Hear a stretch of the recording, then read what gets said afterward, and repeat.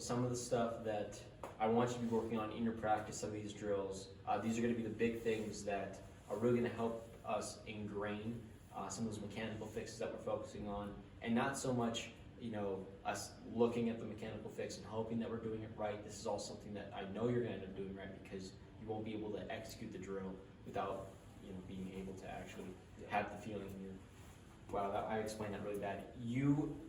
This is all focusing on feeling. This isn't supposed to be like a big thing where are my arms in this position. If you're able to execute the drill well, then you should be able to execute the shot, and you'll be able to do it.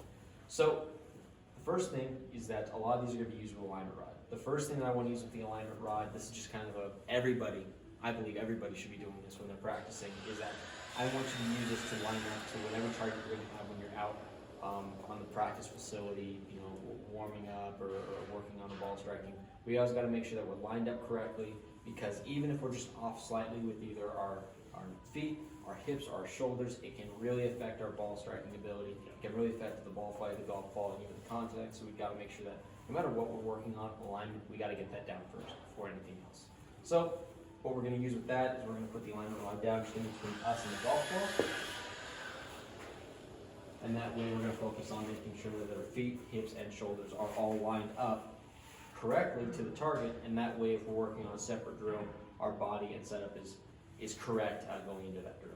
The second drill that I want you to work on, this is going to help with that arm extension that we talked about after the golf shot, because we don't want to run into the chicken wing, we want to run into that arm extension, swinging from the inside out. Okay. So what I want you to do is that we're going to be aiming at a target that will probably be somewhere out here. And this alignment rod, if this was real grass, it's not. Wow, that was bad. Will be stuck kind of more toward the right side of our target, because what this is going to allow us to do is focus on trying to hit the alignment rod and swinging out. If we do that, it's going to be a lot easier for us to square up to the golf ball and end up getting that golf ball starting to the right and working back toward the left. Because remember, even though it feels like we're going to be swinging out and away, our swing moves on a little bit of like a circle around our body, so it's going to be a lot easier for us to focus on that and release our club through the golf shaft, rather than coming across our body, pulling the golf ball, running into that slice and hard pull.